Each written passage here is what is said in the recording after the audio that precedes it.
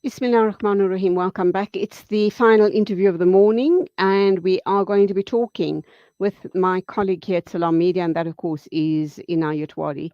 Assalamu alaikum to you, Inayet. Welcome to the program. Walaikum salam wa rahmatullahi wa barakatuh to you, Julie. And as always, an absolute pleasure. I know it's a public holiday, but yes, you are on duty, but great to be with you. And assalamu alaikum to all the listeners. Thank you indeed. Okay. Many congratulations to you. We understand that you have been elected on UUCSA's media subcommittee. What is that all about? You are now the leader of UUCSA's media subcommittee for media and marketing. How did this all pan out, and how do you see your role going forward? Well, Julie, just to put this into context, this is a steering committee that was formed about 10 months ago, and they put in a lot of hard work, a lot of effort in setting up the steering committee. And obviously, it's to counter the LGBTQ narrative that has been playing out, and more importantly, to set up structures within UPSA to be able to counter and also to basically articulate, to inform, to educate people right across the entire board. Now, clearly, that with the LGBTQ agenda that has been playing out, and there are a lot of dangers that are associated with it. And the steering committee came up with a 12-point plan to address these issues. And one of the points it obviously was the formation of a media committee, because media absolutely important, critical to actually get the right messaging out with regard to this latest fitna, for want of a better term, that has been playing out. Now, there is a lot that has been actually taking place in the background. And Alhamdulillah, I have been approached to be part and parcel of the media committee, to be the Amir, serving on the EXCO as well, but also at the same time to form media subcommittees together with other media players and media outlets right across the country, so that, together we can actually tackle this from a media perspective, from a marketing perspective. So this is basically a subcommittee that has been formed, and this is to maximize our reach to all areas and all to all the audiences that subscribe to the various media outlets. So together with that, to maximize on things like webinars, on simulcasts, on broadcasts as well, and more importantly is to keep the Muslim community in South Africa abreast with these same gender attractions, and also just generally just to continue to informing people as developments take place, because there have been a number of there's key issues that have been playing out in the recent few weeks. Two of them, well, one of them has been the whole hate speech bill that has been playing out. UUCSA and also the Association of Muslim Accountants and Lawyers have been taking this issue up with the parliamentary subcommittee. And the latest is this CRL, which is Cultural, Religious, Linguistic Survey, that is carried out with regard to the passing of this hate speech bill. So all of this is playing out, and hence this is where my involvement comes in as the Amir of the Media Subcommittee, Julie. Okay, Alhamdulillah, I think it's a great initiative, because clearly we do need to speak as with one voice as the Muslim Ummah and the Muslim media. Um, over the past few months, I've come across a lot of adverts where different Maulanas, Imams, etc., are having talks at their masajids, at schools. And I think it's very, very important that we do harness all of those ideas and talent in, and speak with one voice, and give very clear guidelines as to what is and what is not acceptable in how we disseminate this very important information, because we can kind of put ourselves in line regarding hate speech accusations, and we could end up in very costly legal battles regarding that.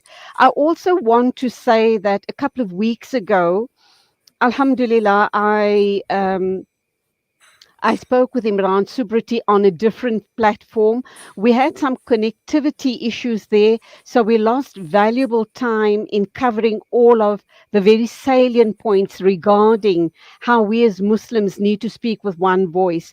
So I should hope you're going to tell me that UCSA is truly going to try and to get all of the necessary resources together. And even when, and this is not taking away anybody's rights, but even when a Molana or an Imam or a school teacher, a Muslim school teacher in perhaps a Muslim school, or even in in a secular school, decides to address these issues, and there are Muslim children in that class or that school, that they have the proper guidelines in place. So do tell me that you guys are working on some form of some sort of media pack that goes out so that we are on the right track when we tackle these issues.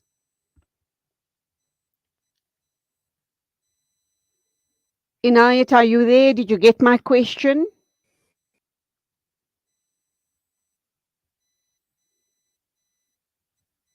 Okay. Let's just check Really, in if fact, I've Inayet. actually just switched off my camera because I think just to save on bandwidth. Hopefully,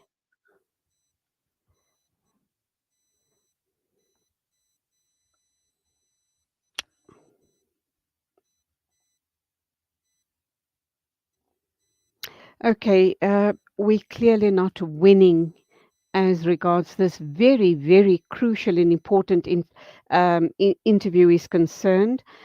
We really need to speak as one voice, and I really do salute UCSA for coming up with this initiative. Let's see if we can take a short ad break and reconnect with Inayet Wadee telephonically. If not, we're going to have to reschedule this very important interview with Inayet tomorrow morning. This is Salaamedia.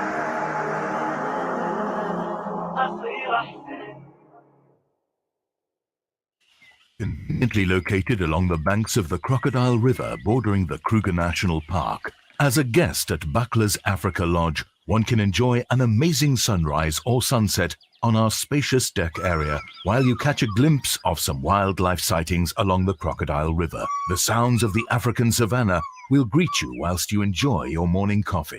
Buckler's Africa Lodge by Tingana Collection. Buckler's Africa Lodge is ideally situated only 6 kilometers from the Crocodile Bridge Gate in the Kruger National Park. Catering for all travelers with variety, we have 4 types of the finest rooms: superior rooms, deluxe suites, and 2-bedroomed family units. Each room is equipped with the finest amenities to make your stay unforgettable. Guests can choose between the self-catering option or book their accommodation with breakfast and dinner included.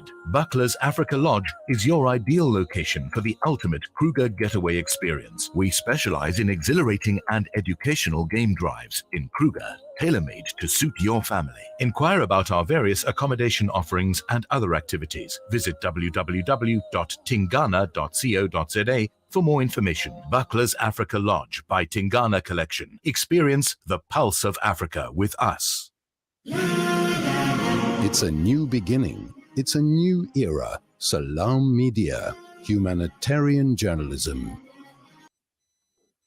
Bismillah ar-Rahman ar-Rahim. Let's see if we have my dear brother Inayet Wadee on a clearer line. Inayet, Assalamu alaikum, welcome back. Can you hear me? Yes, wa alaikum salam wa rahmatullahi wa barakatuh, Julie. Yes, and I did get your question. And I think what you are saying is absolutely important and what is critical now. Just to take you through the structure of this LGBTQ steering committee, you mentioned the name Imran Subrati, who is the Amir of the committee. We've got people like Sheikh Shaukat Dawood, who is the Amir of the Ulama subcommittee, because the ulama are absolutely important. They're critical in this entire saga that is playing out. We've got some ulama. We've got young ulama in the counseling subcommittee in the form of Maulana Muhammad Kubadia. Obviously, the media is there, my involvement. We've even got a medical subcommittee with people like Dr. Faisal Suleiman. We've got an education subcommittee with Idris Khamisa. There is a youth subcommittee working amongst the schools, amongst university students, a young alim, Maulana Uwais Dokrat, and obviously, as you mentioned, legal challenges we may face. We've got Attorney Ashraf Parker, who is the Amir of the legal team. So, we've tried, Julie, to cover basically all bases just to make absolutely sure that when we tackle this problem, we tackle it from every angle and we tackle it holistically.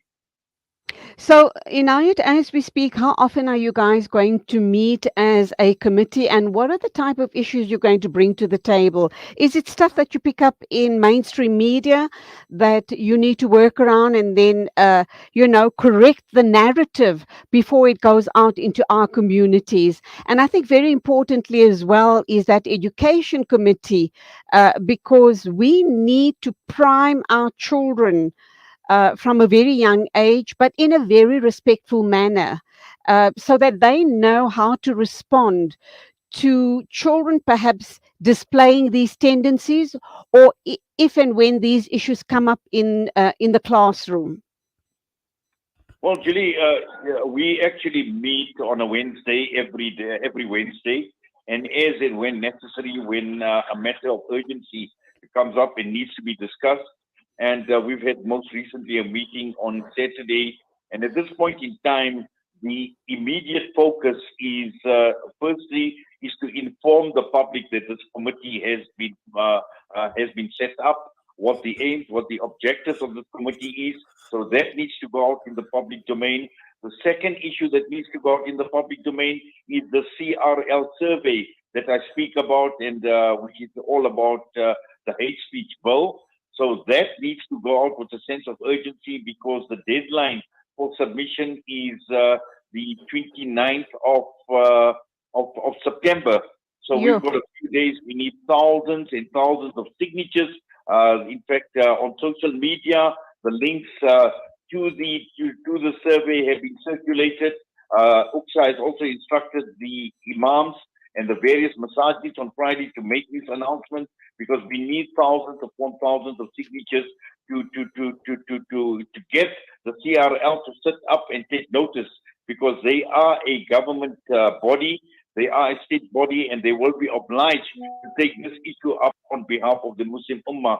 Just on the education front, there have been a lot of things that have been playing out, and Julie is going to shock you that in some of the assignments, there have already been questions at grade 10 level on this entire issue about gender and about homophobic and all sorts of things. So these things have already been introduced and they are already being asked at school level. So this is the reason where we've got Alhamdulillah Maulana Uwais Dokrat doing tremendous work. He's done a lot of work already. In fact, he's disseminated a lot of information looking at some of the policies on the Department of Basic Education regarding this whole gender-based issue. So all of that is playing out, and there's a lot of work that actually lies ahead, Julie, but there are, obviously, it requires the involvement of the media, and also what is being planned is a whole series of discussions covering different topics. You mentioned teachers. How do teachers react in the situation?